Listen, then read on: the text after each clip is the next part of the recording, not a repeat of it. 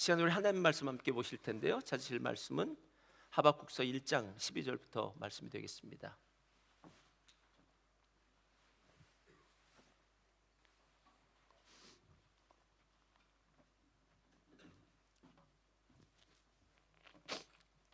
하박국서 1장 12절로부터 2장 4절까지 말씀, 우리 다 같이 한 목소리로 봉독해 올리겠습니다. 시작.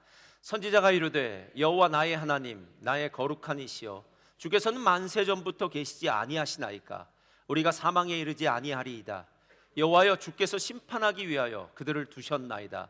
반석이시여, 주께서 경계하기 위하여 그들을 세우셨나이다. 주께서는 눈이 정결하심으로 악을 참아 보지 못하시며 패역을 참아 보지 못하시거늘 어찌하여 거짓된 자들을 방관하시며 악인을 자기보다 의로운 사람을 섬기는데도 잠잠하시나이까? 주께서 어찌하여 사람을 바다의 고기 같게 하시며 다스리는 자 없는 벌레 같게 하시나이까? 그가 낚시로 모두 낚으며 그물로 잡으며 투망으로 모으고 그리고는 기뻐하고 즐거워하여 그물에 제사하며 투망 앞에 분향하오니 이는 그것을 힘입어 소득이 풍부하고 먹을 것이 풍성하게 됨이니이다. 내가 그물을 떨고는 계속하여 여러 나라를 무자비하게 멸망시키는 것이 옳으니까? 내가 내 파수하는 곳에 서며 성로에 서리라. 그가 내게 무엇이라 말씀하실는지 기다리고 바라보며 나의 질문에 대하여 어떻게 대답하실는지 보리라 하였더니 여호와께서 내게 대답하여 이르시되 너는 이 묵시를 기록하여 판에 명백히 새기되 달려가면서도 읽을 수 있게 하라. 이 묵시는 정한 때가 있나니 그 종말이 속히 이르겠고 결코 거짓되지 아니하리라. 비록 더딜지라도 기다리라. 지체되지 않고 반드시 응하리라. 보라, 그의 마음은 교만하며 그 속에서 정직하지 못하나 의인은 그의 믿음으로 말미암아 살리라. 아멘. 오늘 말씀의 제목 우리 다 같이 함께 읽겠습니다. 시작.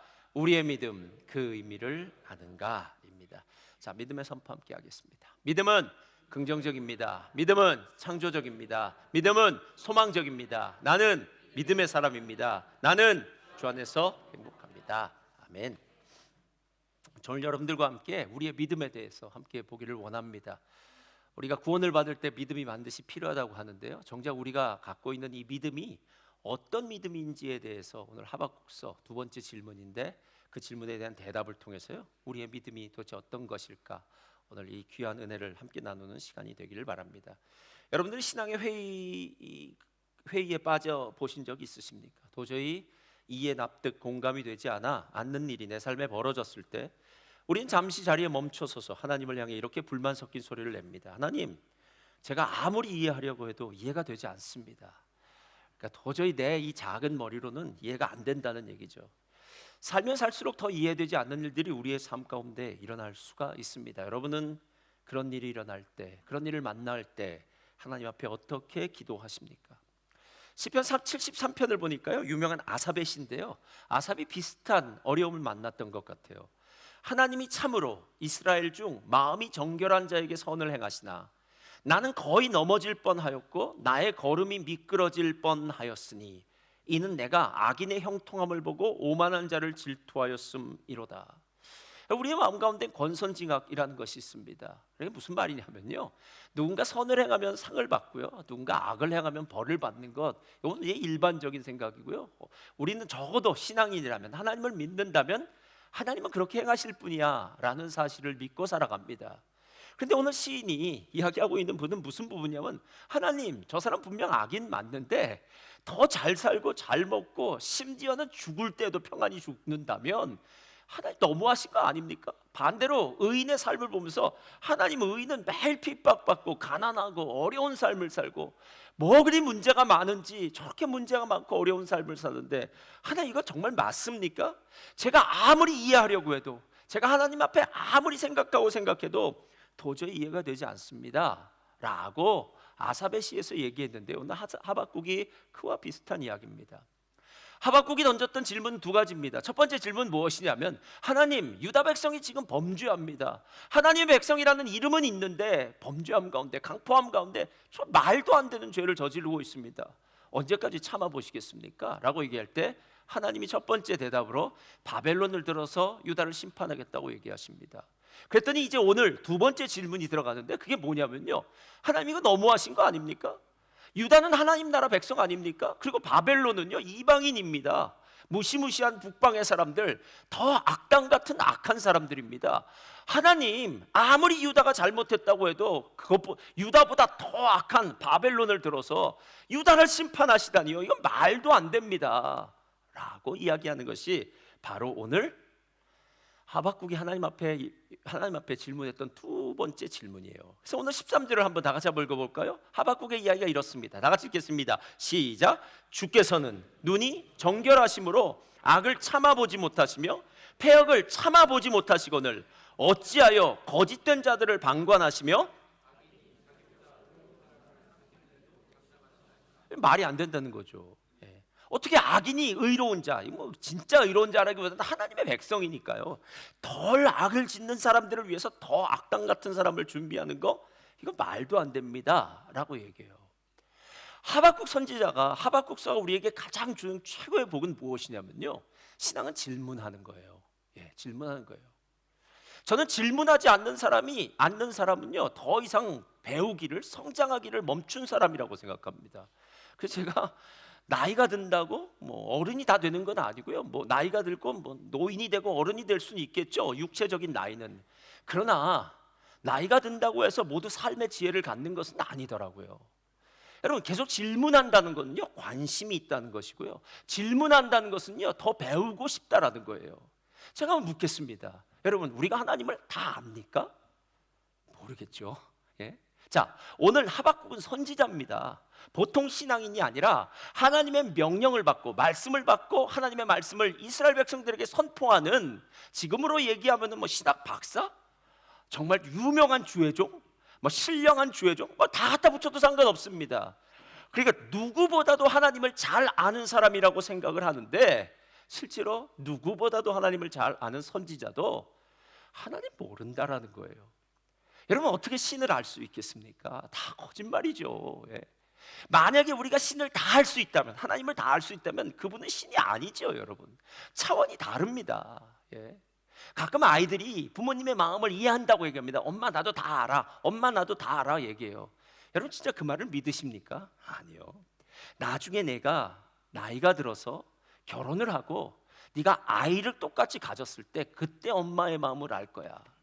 네가 지금 엄마를 안다, 아빠를 이해한다는 말은 그저 머릿속에 지식적으로 안다라고 착각하는 것이지 진짜 아는 것이 아니야 라는 거예요.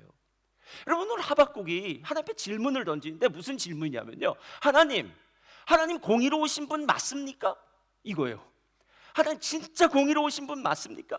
이런 식으로 세상 일들을 처리하신다니 전 이해가 도저히 안 되는데, 하나님 공의로운 성품의 하나님 맞으십니까? 라는 부분이에요. 제가 예전에 읽었던 책에서요, 우리 인간이 들어야 될 세 가지 질문이 있다 그러더라고요. 이게 아주 중요한 질문이에요. 첫 번째는 나는 누구인가 래요. 첫 번째 뭐라고요? 나는 누구인가. 이건 나의 정체성이에요. 여러분, 내가 누구인지를 알지 못하면요 우린 막 삽니다. 두 번째는요, 나는 어떻게 살 것인가 라는 거예요. 이건 삶의 태도예요. 어떻게 살겠습니까? 세 번째는요, 무엇을 위해 살 것인가예요. 그러니까 어떤 삶의 목적을 갖고 살 것인가 라는 겁니다. 여러분, 우리 학생들, 뭐 청년들 여기 있는데요, 청년들도 있고 학생들에게 물어봐서 이렇게 물어보십시오. 나중에 뭐가 되고 싶어? 라고 얘기하면요, 예전에 제가 많이 들었던 얘기는 기업가, 요즘 애들은 뭐라면 부자 되고 싶대요. 다 부자, 많이 부자 되고 싶대요. 무엇보다도 돈이 있으면 내가 하고 싶은 모든 일을 할 수 있고, 뭐 세상에서 말하는 성공한 사람이요, 자기의 그 부가, 자기의 모든 성공이 자기의 삶을 행복하게 해줄 수 있을 거라고 생각하기 때문에 요즘 자녀들은 부자 되고 싶다는 말 참 많이 하더라고요. 나의 정체성이 무엇입니까? 나는 어떻게 살까요? 나는 무엇을 위해 살까요? 돈 많이 벌어서 부자 되는 것이 나의 삶의 목적일까요? 그렇지 않습니다, 여러분. 실은 세상 사는 사람도 내가 누구인지, 내가 어떤 태도로 살 것인지, 어떤 목적을 갖고 살 것인지에 대한 분명한 생각을 갖고 있는 사람들이 세상에서도 잘 살 수 있듯이 신앙인에게도 마찬가지라는 거예요. 진짜 신앙인은 무엇을 하나님께 물어보아야 되면, 하나님 어떤 분이십니까? 이걸 물어봐야 돼요. 여러분, 사람을 많이 알아서 무슨 소용이 있겠습니까? 제가 만났던 한 친구가 예전에 그러더라고요. 자기는 인맥을 소중하게 여긴다고. 그렇습니다, 여러분. 인맥이 좋은 거 할 수 있겠죠. 어렵고 힘들 때마다 그 인맥을 사용해서 도움도 받을 수 있겠죠. 그러나 세상을 살다 보니까 인맥에 한계가 있더라고요. 인맥이 아니라 하나님이 어떤 분이신지를 알 때 하나님의 도움을 받을 수 있는 것 아니겠냐는 거예요. 그런 사람을 우리는 하나님의 자녀라고 하고요, 하나님 앞에 구원받은 사람이라고 하고요, 믿음이 있는 사람이라고 말하고, 믿음의 가장 중요한 근거되는 말씀의 사람이다라는 거예요. 오늘 하박국을 향해서 대답해 주셨던 하나님의 대답은요, 너무 대단합니다. 왜냐하면 우리가 보통 어떤 질문을 던지면요, 그 질문에 대한 답만 이렇게 주시는 게 일반적인 경우인데, 오늘 하박국을 향해서는요, 일반적인 답이 아니라 영원 무궁토록, 그러니까 성경의 창세기부터 요한계시록까지 다 흐르는 가장 중요한 핵심을 오늘 하박국에게 알려주었는데요, 실은 하박국이 그 뜻을 아는지 모르는지는 잘 모르겠지만 아마 시간이 지나면서 하박국은 자기에게 들려준 이 하나님의 대답이 얼마나 중요한지를 알게 되었을 것이다라는 거예요. 그래서 제가 오늘 두 가지로 한번 정리해 보았습니다. 첫째로 다 같이 읽겠습니다. 시작. 기록된 말씀이 믿음의 사람을 만듭니다. 다시 한번 할까요? 시작. 기록된 말씀이 믿음의 사람을 만듭니다. 여러분 잘 들으십시오. 오늘 기록된 말씀이란 게 얼마나 중요한지를 여러분이 깨닫고 나면은요, 여러분이 얼마나 복 있는 자라는 걸 알게 돼요. 2절과 3절에 이렇게 말합니다. 여호와께서 내게 대답하여 이르시되 너는 이 묵시를 기록하여 판에 명백히 새기되 달려가면서도 읽을 수 있게 하라. 이 묵시는 정한 때가 있나니 그 종말이 속히 이르겠고 결코 거짓되지 아니하리라. 비록 더딜지라도 기다리라. 지체되지 않고 반드시 응하리라. 오늘 하나님이 대답을 주시는데 그 대답을 너는 판이죠. 뭐 나무 판이 될 수도 있고요. 뭐 어떤 판이 될 수도, 뭐 진흙판이 될 수도 있고 어떤 판이 될 수 있는지 모르지만 그 판에 새겨라라고 이렇게 얘기해요. 여러분 말과 글의 차이점 아십니까? 예. 중국 속담에 있다 그러더라고요. 가장 희미한 잉크 자국도 가장 훌륭한 기억보다 낫다. 예. 가장 희미한 잉크 자국도 가장 훌륭한 기억보다 낫다. 여러분 제가 간증을 할 때 그런 생각이 들더라고요. 우리의 삶 가운데는 어떤 간증이 있어요. 삶의 스토리가 분명히 있어요. 그러니까 목회자는 간증을 이제 얘기할 때가 있지 않습니까? 그런데 처음에 간증은 요만했는데요, 나중에 몇 번 간증을 하다 보면 거기에 여기 살이 조금씩 붙기 시작합니다. 예. 그래서 나중에는 요만한 간증이 이만큼으로 변하기도 해요. 게다가 우리의 기억이 그렇게 또렷하지 않습니다. 그래서 기억에 오류가 일어나요. 그래서 그거 내가 얘기했던가 안 했던가, 그때 상황이 어떤가 저떤가 막 이렇게 헷갈리다 보면요, 처음 얘기했던 것과는 뭐 거기다 이것저것 다 붙이고 나면은요, 뭐 한국에 살 때 금송아지가 있었다고 하는데 금송아지가 얼마나 되면 요만한 건데 이만해지기도 하고 막 이런 일들이 벌어지더라라는 거예요. 오늘 왜 기록하라고 했을까요? 한번 잘 생각해 보세요. 지금 하나님은 1차적으로 하박국에게 그 답을 주시기를 원해요. 그러니까 하박국, 너 정말 질문 잘했어. 내가 공의로운 하나님인지, 얼마나 공의로운지 너 의심이 들었다 이거지? 내가 너에게 답을 줄게 라고 얘기하는데, 실은 너 같은 질문을, 너가 지금 한 질문을 이 땅에 살고 있는 모든 사람들은 언제나 질문한다는 거예요. 언제나 질문한다는 거예요. 그러니까 내가 너에게 말을 할 테니까 너 아주 써라 라고 얘기해요. 여기 말하는 그 묵시를 명백하게 기록하라 라고 얘기하는데, 거기다 더 한 가지를 덧붙인다면요, 달려가면서도 읽을 수 있게 하라 라는 거예요. 아주 정확하게 기록하라는 거죠. 정확하게요. 여러분 이 구절은 어떤 이야기를 다시 떠올리냐 하면요, 모세가 시내산에 올라가서 십계명 받을 때 이야기예요. 모세가 이스라엘 백성들을 출애굽시켜서 시내산에 옵니다. 시내산에 와서 모세가 시내산에 올라갑니다. 그랬더니 하나님이 돌판 2개를 준비하시고요, 예전 개역 성경에 보면 친수로라고 얘기해요. 친수는 하나님의 손가락으로, 손으로요, 십계명을 직접 써 주셨어요. 그래서 십계명이라는 말의 뜻은 10개의 말이라는 뜻이에요. 자, 십계명이 왜 그렇게 중요한지 아십니까? 십계명은 사람이 만들어낸 말이 아니에요, 여러분. 십계명은 하나님이 친히 모세에게 이스라엘 백성들은 거룩한 하나님의 백성이니까 이렇게 살았으면 좋겠다, 이렇게 살아야 한다라고 법을 주신 겁니다. 이 모세 율법이라고 하잖아요. 예? 첫째로 나 외에 다른 신을 두지 말라. 두 번째, 우상 만들지 말라. 세 번째, 나의 이름을 망령되이 일컫지 마라. 네 번째, 안식일 지켜라. 다섯 번째, 내 부모 공경하라. 여섯 번째, 살인하지 말라. 간음하지 말라. 도적질하지 말라. 내 이웃에 대해서 거짓 증거하지 말라. 열 번째, 내 이웃의 물건이나 아내나 뭐 짐승이나 낙이나 종이나 탐내지 말라. 탐심으로 끝나요. 실은 613가지의 율법의 많은 조항은요 다 십계명 안에 들어갑니다. 십계명은 모든 율법의 핵심이고 하나님의 마음이 담겨져 있는데, 이걸 왜 하나님이 말로 주시지 않고 직접 기록했느냐면, 이거 진짜 중요한 거야. 잊어버리지 마. 중요한 거야. 이건 시대가 흘러도 변하지 않는 거야. 옛날에는 맞는 것이었는데 지금은 틀린 게 아니라, 옛날에도 맞았고 지금도 맞았고 이 세상 끝날까지 맞는 것, 진리의 말씀. 그래서 이스라엘 성전을 만들고 성소를 만들고 지성소에 법궤를 놨을 때 그 궤의 이름이 법궤라고 쓴 이유는요, 그 법궤 안에 십계명 돌판 2개가 들어있어서 그런 거 아닙니까? 다른 건 몰라도 이 법궤, 이 하나님의 말씀이 너희들에게 들려줘야 된다라는 거예요. 사랑하는 성도님들, 하나님이 왜 우리에게 이 성경을 주셨을까요? 하나님이 이 성경을 주셨을까요?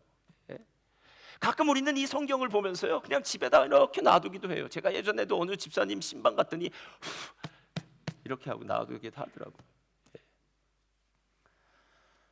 여러분, 성경은 하나님이 우리에게 하라고 하신 말씀, 하나님의 성품이 담겨져 있는데 그게 나에게 직접 얘기할 수 없으니까 성경의 인물들을 향해서 이야기했던 것을 하나님이 직접 믿음의 공동체가 기록하게 하시고, 기록한 믿음의 공동체 이 말을 통해서 우리는 다시 그 사람에게 하나님이, 그 믿음의 위인들이죠, 그 사람에게 하나님이 말씀했던 그 상황으로 다시 돌아가는 거예요. 그러니까 하나님이 아브라함에게 이야기할 때, 하나님이 이삭에게 이야기할 때, 또 예수님이 제자들에게 이야기할 때 상황으로 다시 돌아가서 그 말씀을 대하다 보니까 하나님 이런 분이시구나, 하나님 이 말하셨구나 라는 생각이 들게라는 거예요. 게다가 달려가면서도 읽을 수 있게 하라는 말은요 쉽게 쓰라는 겁니다. 저를 따라하시기 바랍니다. 성경 말씀은 어려울까요, 쉬울까요? 아닙니다. 다시요. 하나님의 말씀은 쉽습니다. 여러분, 적어도 쉽다라는 생각이 있어야 성경을 피기라도 하죠. 어려우면 아예 성경을 펼 생각도 안 합니다. 실은 성경은 쉽습니다. 제가 쉽다고 얘기하는 이유가 있어요. 성경은 어려운 말들로 쓴 것이 아니라 스토리로 쓰여져 있습니다. 여러분, 창조 이야기, 노아 이야기, 아브라함 이야기, 이삭 이야기, 예수님의 오병이어 이야기, 가나의 혼인잔치 이야기, 뭐가 어렵습니까? 실제로 적어도 초등학교 나오고 한글 다 띄었다고 생각하면, 초등교육을 마쳤다고 하면요 성경을 읽으면요 거의 대부분은 이해할 수 있는 말들로 쓰여져 있습니다. 게다가 신약 성경은요, 예전에 헬라어, 신약 성경에 쓰인 그리스 말이죠, 헬라어는 고전 헬라어가 있었고 코이네라는 시장 통해서 일반 사람들이 쓰는 헬라어가 있었다는 거예요.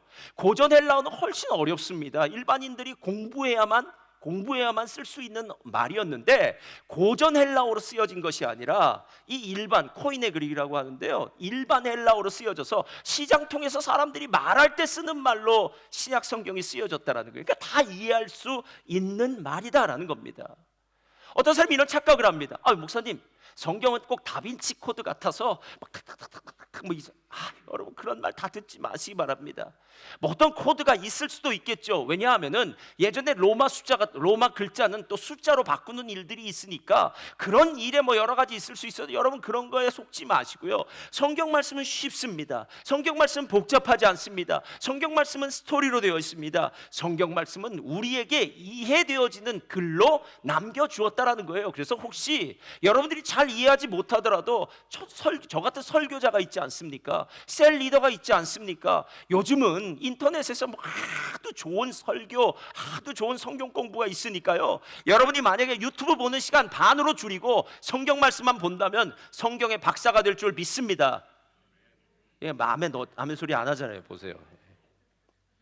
여러분 잘 생각해 보세요. 진리가 만약에 복잡하거나 어렵다면, 그래서 우리가 말하는 형이상학적이고 철학적이고 뭐 고차원적이고 학식 있고 똑똑한 사람들이 이해할 수 있는 글이라면, 여러분 그것이 어떻게 진리가 될 수 있겠습니까? 진리에는 차별이 없습니다. 가난한 자도 부자도 학식 있는 자도 무식한 자도 아이도 어른도 모두가 다 이 진리의 말씀으로 인해서 구원받을 수 있는 것, 이거 아닙니까 여러분? 내가 곧 길이요 진리요 생명이니 누구든지 나로 말미암지 않고는 아버지께로 갈 자가 없다. 예수님 붙들면 살 수 있다는 것, 이게 구원 아닙니까 여러분? 누군가가 성경을 이야기할 때 성경에 이 두 구절만 있으면 성경 다른 것들이 다 없어져도 그래도 신앙생활을 할 수 있다는 구절이 있어요. 그 첫 번째가 이겁니다. 한번 다 같이 읽어보겠습니다. 창세기 1장 1절 시작. 태초에 하나님이 천지를, 자, 태초에 하나님 천지를 창조하셨답니다. 태초는 시간이고요, 하나님은 이 세상을 창조하신 주인공이시고요, 주체가 되고요, 천은 공간, 지는 물질, 그리고 하나님이 만드셨다고 합니다. 뭘 더 원하십니까 여러분? 우리 누가 만드셨습니까? 우연이요? 살다 보니까 부모님이 결혼을 해서 나를 낳았다고요? 여러분 그런 일 없습니다. 만약에 여러분이 창세기 1장 1절을 믿으면 여러분 신앙인입니다. 왜냐하면 하나님이란 존재를 알고요, 하나님의 창조를 알고요, 하나님의 뜻을 압니다. 그래서 실은 창세기 1장 1절만 알아도 신앙이 다 돼요. 1장 1절은 어마어마한 구절이에요 여러분. 어마어마한, 설명이 필요 없습니다. 설명이 필요 없어요. 근데 문제가 생겼어요. 이 어마어마한 구절을 받은 인간이 하나님과의 언약을, 계약을 파기시켜 버렸습니다. 그랬더니 하나님께서 이렇게 말씀하세요. 내가 만약에 이 계약을, 이 언약을 어기는 날에는 정령 죽으리라. 그래서 죽음이 다가와요. 그러니까 하나님의 그 놀라운 축복에서 이제 제외돼 버렸다라는 거예요. 그래서 신약에 이 구절이 나왔는데요, 이것도 여러분 너무 잘 아세요. 요한복음 3장 16절 다 같이 읽겠습니다. 시작.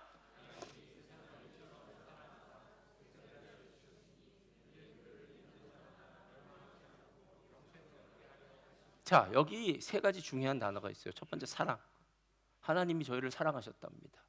그래서 뭐 하신 일이 뭐죠? 독생자를 주셨으니, 예수님을 내가 죽어야 될 그 자리에 대신 죽게 하셨다는 거예요. 저는 청년들 여기 있는데 이제 21일 날 연애와 결혼에 대해서 할 텐데, 벌써 좋아하네요. 그거 참 힘든 일인데 저렇게 좋아할지 모르겠네요. 연애와 결혼에 대해서 얘기할 텐데요, 정말 청년들 처녀 총각들이겠죠. 처녀 총각들이 정말 신나게 잘 살다가 자기 인생이 전부인 것처럼 살다가 결혼을 하게 돼서도 잘 깨닫지 못하는 그 마음이 자녀를 낳고 나니까 달라지더라고요. 자녀를 낳고 나니까 갑자기 자녀에 대한 책임감이 생겨져요. 책임감이 생겨져요. 그리고 자녀가 너무 귀해요. 너무 귀해요. 자, 하나님이 우리를 사랑해서 누구를 주셨다고요? 자기의 독생자를 주셨답니다. 어떻게 주셨습니까? 세상에 보내셔서 고난당하시고 십자가에 우리의 대속제물이 되게 죽으셨습니다. 하나님의 사랑은 예수님을 십자가에 못 박는 겁니다. 그리고 세 번째는 그를 믿는 자마다 영생을 얻는다. 믿음입니다. 그래서 세 가지예요. 사랑, 예수의 십자가, 믿음. 어렵습니까? 뭐 다른 어떤 것들이 필요합니까? 만약에 여러분들이 1년 내내 주일날 예배를 잘 참석하면 구원받습니까? 일정에게 헌금을 내면은 마치 회비를 내는 것처럼 일정에게 헌금을 내면 구원받는다고 이야기합니까? 여러분이 봉사하고 헌신하면 구원받는다고 얘기합니까? 그런 일 없습니다, 여러분. 하나님이 당신을 사랑하셔서 당신을 위해 이 땅에 보내주신 십자가 달리신 예수를 믿으면 구원받습니다. 사람들이 못 믿는 이유는요, 너무 쉬워서 안 믿는 거예요. 이해가 안 되니까요. 어떻게 이해가 됩니까, 여러분? 어떤 미친 사람이 저 죄인을 위해서 자기 아들을 내버려 둘 수 있겠느냐라는 거예요. 그래서 우리의 수가 하나님의 수와 다른 겁니다. 하나님이 전도에 미련한 방법으로 사람을 구원하기로 작정했다는 건 우리가 아무리 노력하고 애쓰고 어떤 일을 해도 이 구원은 우리가 스스로 얻을 수 있는 게 아니라는 거예요. 여러분, 만약에 제가 지금 열심히 공부를 해서 좋은 대학을 들어갔습니다. 전 그리스도인입니다. 그렇다면 뭐라고 얘기할까요? 제가 정말 열심히 공부해서 뭐 3시간 자고 뭐 얼마나 열심히 공부해서 이 좋은 대학을 들어왔습니다, 이렇게 얘기할까요? 아니면 제가 이 대학교에 들어온 것은 하나님의 은혜입니다, 이렇게 얘기할까요? 그냥 믿음의 사람은 모든 것이 다 하나님의 은혜예요. 왜냐하면 하나님이 살게 하셨잖아요. 하나님이 나에게 지혜를 주셨잖아요. 하나님이 나에게 건강을 주셨잖아요. 하나님이 다닐 수 있는 학교를 주셨잖아요. 좋은 부모님을 주셨잖아요. 하나님이 주시지 않은 게 어디 있겠습니까? 하나님이 지금이라도 나의 생명을 쓱 걷어 가신다면, 여러분 뭐 더 말할 것도 없습니다. 나의 건강을 쓱 걷어 가신다면은요, 나는 그 자리에서 아무것도 못한 사람이 되어버리고 만다라는 거예요. 그래서 우리의 삶 가운데 내 노력, 내 수고, 내 공로가 아니라 오직 예수님의 은혜로 되었습니다라는 거예요. 이게 바로 성경에 기록된 말씀이라는 거예요. 아, 하나님이 왜 기록하셨는지 이제 알 것 같다. 우리가 상상하는 것보다 더 큰 은혜가 이 기록되어진 말씀, 이 기록되었다라는 것에 있고, 이 기록된 말씀으로 말미암아서 우리는 과거에 아브라함도 구원받았고, 이삭도 구원받았고, 야곱도 구원받았고, 수로보니게 여인도 구원받았고, 해당장 야이로도 구원받았고, 베드로도 구원받았고, 그 예수님을 만나 구원받았던 모든 사건이 다른 사람의 사건이 아니라 2000년이 지난 지금 바로 나의 사건이 될 수 있다라는 거예요. 디모데후서 3장 15절과 16절은 성경에 대해서 가장 잘 쓴 구절입니다. 모든 성경은 하나님의 감동하심으로 된 것이다, 이렇게 얘기해요. 여기서 감동이라는 말은요, 우리의 마음을 감동받았습니다가 아니에요. 인스피레이션이에요. 모든 성경에는, 이 말씀에는 성령이 들어갔다라는 거예요. 그러니까 이 말은 그냥 세상의 말이 아닙니다, 여러분. 예? 소설이나 유행가는 몇 번 들으면 질려버립니다. 아니면 옛날 유행가는 추억 때문에 들을 수도 있습니다. 그렇지만 찬송은 틀려요. 소설책은 뭐 10번 정도 읽으면 아유 이제는 더 이상 읽고도 싶지 않아 라고 얘기할 거예요. 그러나 성경은 100번, 1000번, 10,000번을 읽어도 이 안에 성령의 인스피레이션, 성령이 그 안에 들어가서 역사하기 때문에 이 말씀이 우리의 인생을 변화시킨다라는 거예요. 그래서 성령의 감동하심으로 됐다고 얘기해요. 근데 문제가 있어요. 이 말씀은 성령의 감동하심으로 됐는데 내가 한심한 사람이에요. 내가 성령과는 상관이 없어요. 그래서 눈을 감은 소경과 같다라는 거예요. 그런데 어느 날 하나님이 전도자를 통해서 뭐 소문이나 다른 사람을 통해서 이 기록된 말씀을 나한테 들려주는 거예요. 그래서 하나님의 말씀이 들려졌더니 그 순간에 성령이 마치 스포트라이트를 비추는 것처럼, 성령이 스포트라이트를 비춘 것처럼 성경의 어느 구절을 내가 확 비춰줬다는 거예요. 그러니까 좀 전까지만 해도 깜깜해서 아무것도 안 보였는데 갑자기 성경 말씀이 보여지기 시작하는 거예요. 그러면서 이거 뭔가 있는 것 같다. 이거 뭔가 있는 것 같다. 여러분 나아만 장군의 이야기 아십니까? 이스라엘에서 잡아온 계집 여종이 이렇게 얘기합니다. 아 주인님, 우리 주인님이 지금 나병 때문에, 문둥병 때문에 너무 고통받으신데요.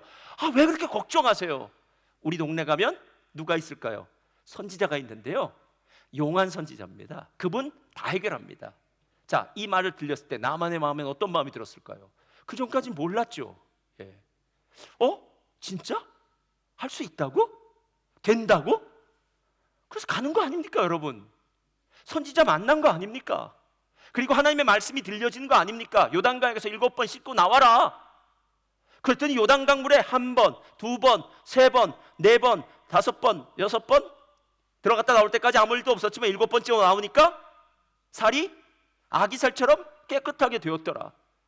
여러분, 오늘 하나님의 말씀이 조명되어진다고 하는데요, 이것을 일루미네이션인데요, 말씀이 보여지는 거예요. 말씀이 보여지는 거예요. 근데 보여지기만 한 것이 아니라 여기에 하나님은 한 가지를 덧붙여 주셨어요.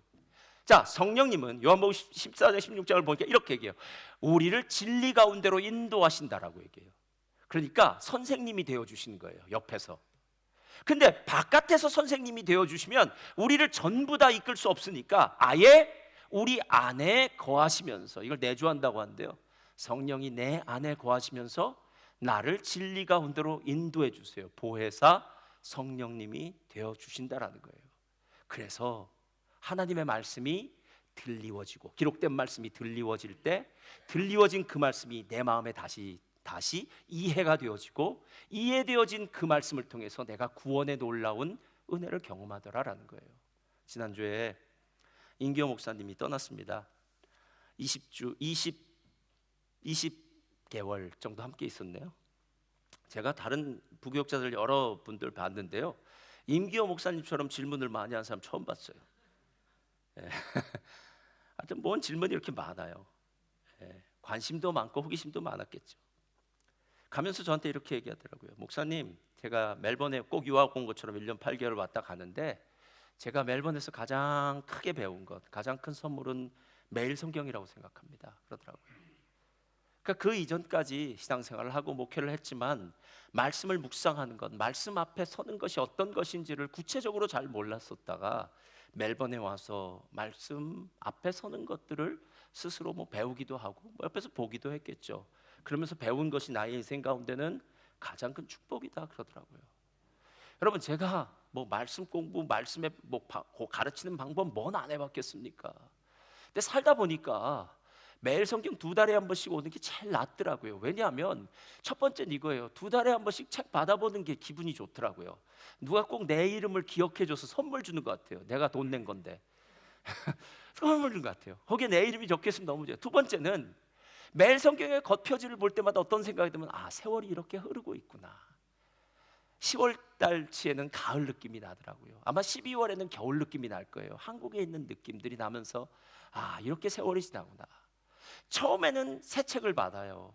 그래서 아무것도 없는 새 책을 받을 때는 기쁜 마음으로 꼭 새 학기 되면은 교과서 받는 것처럼 기뻐요. 그런데 2달이 지나면 그 새 책이 헌책이 되더라고요.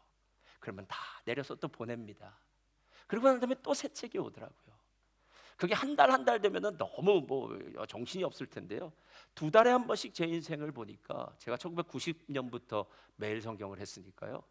지금 도대체 몇 년입니까? 35년을 매 2달마다 매일 성경 보면서 하나님 말씀 앞에 보면서 제 삶에 살았던 거 기록된 말씀이 나에게 이런 은혜를 주었구나라는 생각이 들었다는 거예요. 근데 거기서 끝이지 않습니다. 기록된 말씀이 주는 은혜, 기록된 말씀이 믿음의 사람을 만들기도 하지만 두 번째가 있어요. 다 같이 읽겠습니다. 시작. 기록된 말씀이 사람을 살립니다. 자, 이건 더 깊은 의미예요. 4절 보면 이렇게 얘기합니다. 보라, 그의 마음은 교만하며 그 속에서 정직하지 못하나 의인은 그의 믿음으로 말미암아 살리라 라고 얘기해요. 자, 이 말 좀 어려운 말 같은데요. 주어만 알면 다 쉬워요. 자, 보라, 바벨론 사람들의 마음은 교만하여 그 속에서 정직하지 못하다라는 거예요. 근데 너는 지금 어떻게 그 악한 바벨론으로 남유다를 치게 합니까? 라는 것 아주 그냥 필이 꽂혀서 그것만 생각하는데 걱정하지 말아라. 바벨론 사람들 지금 내 손에 도구로 사용되어져서 잠시 남유다를 치는 심판의 도구로 사용되어질 수 있지만 그도 나중에 하나님 앞에서 심판받을 거라는 거예요. 교만하고 그 속에서 정직하지 못하니까 하나님은 그대로 심판하실 것이다. 그러나 의인은 그의 믿음으로 말미암아 살리라. 이 말은 너는 쓸데없는 거 생각하지 말고 의인의 삶을 살아라. 의인의 삶은 믿음의 삶이고 믿음의 삶은 말씀의 삶입니다. 여러분, 제가 믿음을 얘기할 때마다 여러분 로마서 10장 17절 하도 많이 했으니까 아시겠죠. 믿음은 들음에서, 들음은 그리스도의 말씀으로 말미암느니라. 그럼 믿음은 말씀입니다. 누군가가 저 믿음 좋습니다라고 얘기한다면 그 사람에게는 말씀이 있어야 됩니다. 제가 지금 하고 있는 일이 말씀의 근거에서 말씀의 원칙에 따라서 하고 있는 일입니다. 아멘입니다. 예. 해석은 이리저리 다를 수 있지만요, 일반적인 생각이 있을 수 있지 않아요. 그러니까 말씀의 근거에 살아가는 인생이 바로 믿음의 삶이고 믿음의 삶은 구원받고 믿음의 삶은 오늘 살리라 라고 이야기하는 거예요. 하박구가 쓸데없는 일, 내가 심판하는 이 일은 내가 공의롭게 심판할 테니까 내가 그것까지 신경 쓰지 말고 너는 말씀을 읽어라, 말씀대로 살아라, 말씀에 순종하라 라고 이야기하고 있는 이 일이다라는 거예요. 만약에 제가 바둑 한 7, 8급쯤 됐다고 생각해 보세요. 근데 지금 여기 이창호 구단, 이세돌 구단이 둘이 바둑을 두고 있다고 한번 생각해 보십시오. 이세돌 구단이 무슨 수를 놨는데요, 이건 제가 보기엔 아무리 바둑을 이제 배운 지 얼마 안 되면 한 6개월 정도 배워서 제가 알고 있는 수로는 이건 말도 안 되는 수를 놨어요. 그때 제가 이세돌 구단한테 저 수는 잘못된 수입니다 라고 얘기할까요? 아니면 이세돌 구단인데 고수가 놓는 수라면은 이유가 있겠지 아닙니까? 예? 신의 한 수가 있지 않겠느냐라는 거예요. 여러분, 하나님의 말씀을 왜 들어야 되냐면 하나님의 말씀이 기준이 되고 원칙이 되지 않으면 우리는 우리 방식대로 신앙생활을 합니다. 그래서 이 방식이 맞다고 생각해요. 매일 내가 원하는 방식이 하나님의 방식이라고 착각을 해요. 예. 그러나 그 방식대로 계속 가다가 보면 마지막에 우리는 절망하게 됩니다. 하나님의 뜻대로 살아야만 구원받습니다, 여러분. 하나님의 뜻대로 살아야 되고 하나님을 기쁘시게 하는 자가 되어야 되는데, 하나님의 뜻이 무엇인지 아십니까? 하나님을 어떻게 기뻐하셔야 될지 여러분 알고 계십니까? 오늘 오직 의인은 믿음으로 살리라는 말이 얼마나 위대한 말이냐면, 천년 동안 지속됐던 타락한 중세 카톨릭을 한 방에 무너뜨린 말이에요. 타락한 중세 카톨릭, 전 카톨릭이 구원이 있다 없다는 얘기를 하는 게 아니에요. 잘 들으세요. 중세 카톨릭의 가장 큰 문제는 무엇이냐면 그들이 갖고 있는 구원관이었어요. 구원론이라고 얘기해요. 그들은 이렇게 얘기해요. 오직 믿음으로 구원받는 게 아니라 믿음도 있어야 되고 선행도 있어야 돼 라고 이렇게 얘기했어요. 왜냐하면 어떤 사람이 믿음이 있다고 하는데 삶은 뭐 세상 사람들처럼 막 개차반으로 산다면 그 문제가 있겠죠. 그러니까 믿음과 선행이 있어야 돼 라고 얘기해요. 그런데 이게 어떤 방식으로 타락하기 시작했냐면은, 그래? 믿음과 선행이야? 그럼 내 선행 말고 우리 가족들의 선행으로도 내가 구원받을 수 있겠네? 라고 해서 먼저 죽은 사람들이 천국에 가지 않고 중간지대, 연옥이라고 하거든요. 거기서 지금 대기하고 있으면 이 땅에 있는 사람들이 성 베드로 성당에 성당 건축을 위해서 헌금을 내겠죠. 동전이 땡그랑 소리가 나면 그 땡그랑 소리와 함께 연옥에 있던 우리 부모님이 천국으로 이주한다는 거예요. 여러분, 이거 진짜 타락한 거 아닙니까? 오직 믿음이란 건 어떤 거냐면요, 구원에 있어서 우리가 끼어들 자리가 있냐라는 거예요. 여러분 한번 생각해 보세요. 우리가 어느 집안에 태어나고 싶어 태어났나요? 그런 일 없습니다. 태어나 보니까 그분이 우리 부모님이시더라고요. 근데 감사하게도 그분이 예수 믿는 분이더라고요. 그분이 경제적으로도 괜찮은 분이더라고요. 그래서 그분 때문에 좋은 교육을 받았어요. 아마 여러분의 자녀들이 그럴 거예요. 태어나 보니까 여러분 같은 부모님을 만났고 그 부모 밑에서 교육을 받았고 그 부모님이 교회를 가니까 함께 따라오면서 신앙생활을 하게 되었다는 거예요. 만약에 제가 태어났는데 악당 같은, 강도 같은 아주 나쁜 사람, 아버지는 감옥에 갇혀 있고 엄마는 지금 어디에 있는지 모르는 그런 집안에서 사생아처럼 태어났다면 저의 인생은 아마 비참했을 겁니다. 근데 하나님이 그렇게가 아니라 나의 삶을 이렇게 해주신 모든 은혜, 이거 하나님이 하신 것 아니겠느냐는 거예요.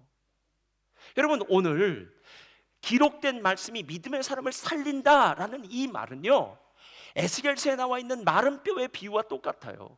하나님이 마른 뼈가 질 위에 있는 그 에스겔의 골짜기로 데려갑니다. 그 골짜기를 가서 하나님이 에스겔에게 물어봐요. 야, 너 뭐 보고 있어? 아유, 마른 뼈들을 지금 보고 있습니다. 그래? 그럼 마른 뼈를 향해서 대언하라 라고 얘기해요. 생기야, 마른 뼈에게 들어가라 라고 했더니 마른 뼈에 타타타타타타타 붙으면서 이제 힘줄이 붙고, 피부가 붙고 막 다 붙어서 사람이 된 거예요. 근데 좀비 같아요. 아직 움직이질 않아요. 이제 한 번 더 대언하라. 마른 뼈에게 생기야 들어가라. 이게 성령이거든요. 그랬더니 마른 뼈가 군대가 되는 일이요. 여러분, 가끔 우리는 살았으나 죽은 것 같은 인생을 사는 사람이 있고요, 죽었으나 살아있는 삶을 사는 것 같은 사람이 있습니다. 제가 예전에 중독된 사람들 많이 봤습니다. 마약 중독된 사람도 봤고요, 도박 중독된 사람도 봤습니다. 마약 중독과 도박 중독된 사람들의 공통점은 뭐냐면요, 하루 24시간 마약만 생각하고요, 도박만 생각해요. 어떤 여지도 없어요. 우리는 그렇게 얘기해요. 마약에 붙들려 사는 삶, 도박에 붙들려 사는 삶, 마치 질질 노예로 끌려가는 삶을 살고 있어요.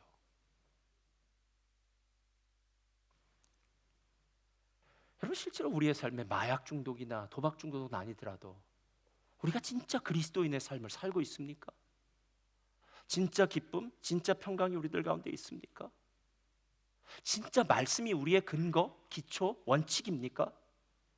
그냥 말씀을 안다는 것이 아니라요, 말씀으로 산다는 것의 의미를 아십니까? 제가 말씀으로 산다는 의미를 두 가지 생각했는데요, 저를 따라하십니다. 말씀의, 자 크게요, 말씀의 임재, 이거. 두 번째는요, 말씀의 실천이에요. 자, 말씀의 부재가 아니라 임재예요. 말씀이 내게 있는가 없는가는 평소 때는 몰라요, 여러분. 그러나 진짜 어려운 순간을 만나면 내가 어떻게 행동하느냐에 따라서 말씀이 있는지 없는지를 알게 돼요. 우리는 알아요. 그 사람이 말씀대로 살고 있는지 아니면 자기 생각대로 감정대로 살고 있는지를 알아요. 말씀의 사람은 어려울 때 말씀이 임재해 있기 때문에, 말씀이 있기 때문에 말씀대로 살아요. 말씀대로 풉니다. 사도행전 6장이 그거 이야기한 것 아닙니까? 사도행전 6장에 교회가 큰 어려움을 만납니다. 헬라파 과부들, 히브리파 과부들, 헬라파 성도들, 히브리파 성도들. 초대교회는 두 파가 나뉘어졌습니다. 헬라파 성도들은 이주자들이었는데 마지막 자신의 노년을 예루살렘에서 보내기 위해서 온 사람들이었고, 히브리파 사람들은 그 당시 토착 사람들이죠. 아람어를 쓰는 토착민으로서요, 예루살렘 근처에서 아주 오랫동안 살던 사람이에요. 여긴 이주민, 여기는 토착민. 이 두 사람들이 똑같이 예수를 믿었습니다. 근데 어느 날 보니까 이게 뭐야?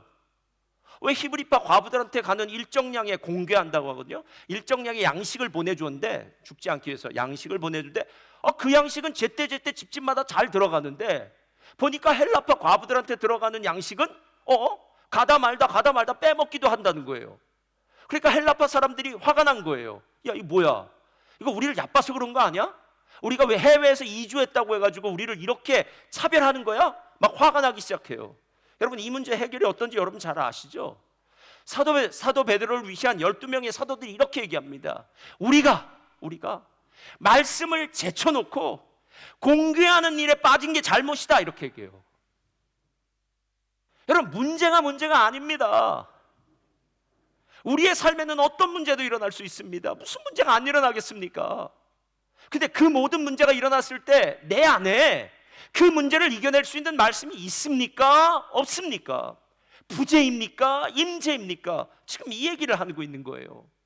우리에게는 말씀이 과거, 현재, 미래라는 시간적 제한 안에 살고 있기 때문에 어제 했던 말씀이 오늘 이루어지는 것을 볼 때 하나님 말씀 맞구나, 이렇게 얘기하고, 오늘 했던 말씀이 내일 이루어지는 것을 보고 맞아, 하나님 말씀 맞아, 이렇게 얘기하지만 하나님은 시간과 공간을 초월하지 않습니까? 제가 이제 물어볼 테니까 여러분 그 다음 말 해보세요. 하나님이 창세기 1장에 빛이 있으라 하심에 어떻게 돼요? 빛이 있습니다.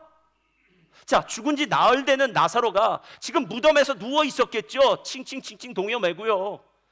나 죽은 지 나흘쯤 됐으니까 중동의 뜨거운 날씨 속에서 썩는 냄새가 풍겨나고 있었을 겁니다. 그때 예수님 뭐라고 이야기합니까? 나사로야, 나오라. 그랬더니 배를 동인 채로 나오지 않습니까, 여러분? 예수님과 제자들이 갈릴리 바다를 지나갔는데 파도와 풍랑이 치고 있습니다. 그때 예수님 뭐라고 얘기합니까? 바람아, 파도야, 잠잠하라. Be still. 그랬더니 갑자기 바람과 파도가 잠잠하고요. 달리다 쿰. 회당장 야이로의 딸에게 뭐라고 이야기합니까? 소녀야, 일어나라. 그때 사람들이 죽었다고 말하는 소녀가 일어나는 거 아닙니까? 주님에게 언제 시간이 있습니까? 시간적 제한이 있습니까? 하나님의 말씀은 능력 그 자체입니다. 그래서 어떤 사람이 하나님의 말씀을 갖고 있다는 것은 단순히 이 말씀을 들고만 있는 게 아니라는 거예요. 하나님의 말씀이 임재했다면 그 말씀과 함께 사는 겁니다. 그때 사는 역사가 시작되는 거예요. 죽었던 사람이 살아나고 풍랑이 일었던 바다가 잠잠해지듯이 말씀을 가진 사람, 말씀이 임재할 때 그 사람의 인생이 변한다라는 거예요. 거기서 끝나지 않아요, 여러분. 기록된 말씀을 실천하는 겁니다. 실천이라는 의미는요, 지적 동의가 아니라는 거예요. 오늘 2부 예배 참석하신 많은 분들은요, 오늘 말씀을 들으면서 이 말씀 맞는 것 같아? 아니면 맞아 뭐 이렇게 하고 어떤 동의를 했겠죠. 그러나 여러분, 제가 지금 여러분에게 전하는 이 말씀은 언제 사용하셔야 되냐면, 여러분이 진짜 어떤 문제를 만났을 때 이 말씀으로 여러분이 헤쳐나갈 수 있는 능력이 있느냐라는 거예요.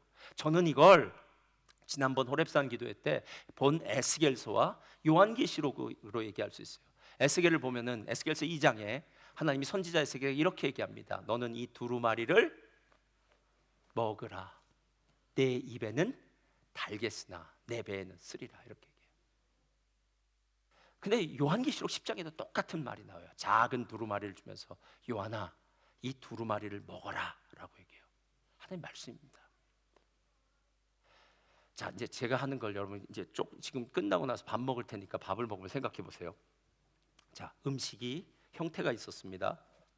근데 내 입으로 들어갑니다. 그럼 밑속에서 잘게 이빨 먼저 부서겠지만 잘게 부서 위액이랑 소화액이랑 섞여지겠죠.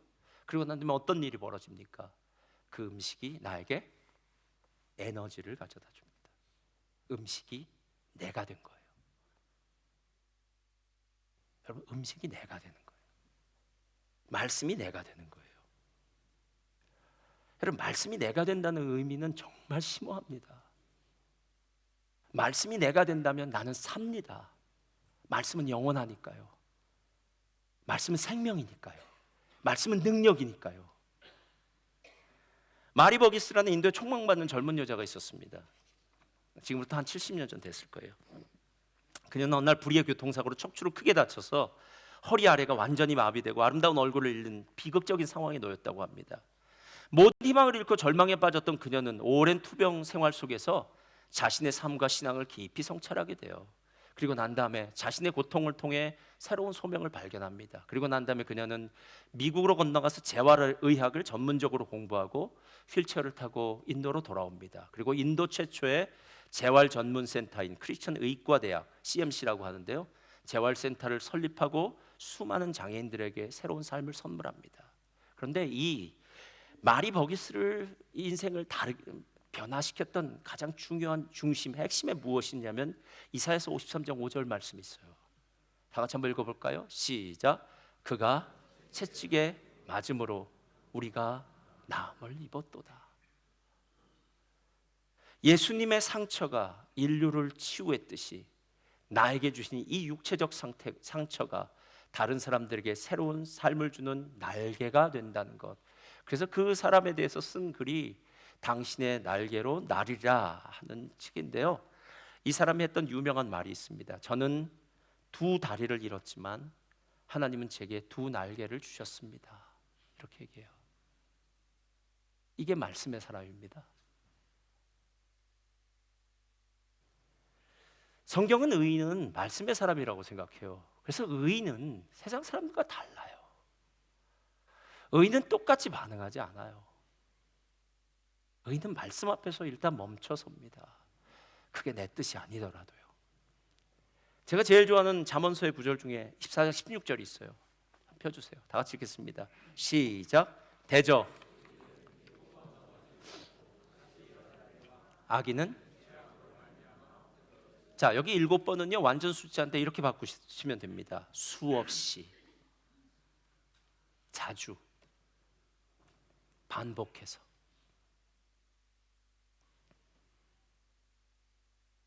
사랑하는 성도님들, 우리 수없이 넘어지잖아요. 자주 넘어지잖아요. 똑같은 일도 거듭해서 반복해서 넘어지잖아요. 근데 다시 의인이 일어난답니다. 일어나는 이유가 무엇이겠습니까? 말씀의 능력 의지하고 일어나는 거죠. 말씀이 없다면 내 성질대로 살면 됩니다. 그러나 말씀이 있다면 이것을 디딤돌 삼아서 다시 일어날 수 있는 거 아닙니까, 여러분? 오늘도 데살로니가전서에 그 얘기를 했지만요, 주 강림하실 때에 하나님의 공의에 심판하신다고 얘기하지 않습니까?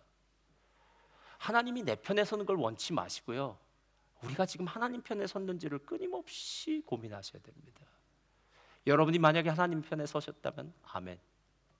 그러나 만약에 여러분이 하나님 편 반대편에 섰다면 빨리 하나님 편에 서십시오. 그것이 바로 공의의 하나님을 만나는 겁니다. 의인은 말씀의 임재와, 찬양팀 앞으로 나와주시고요, 말씀의 임재와 실제를 경험한 사람입니다. 그리고 말씀을 먹은 사람이에요. 그리고 그 말씀으로 살게 된 사람입니다. 이 혼탁한 세상 가운데 또 우리의 삶에 이런저런 여러 가지 위험과 고난과 문제 가운데서 말씀으로 일어서는 저와 여러분 되시기를 주님의 이름으로 축원합니다.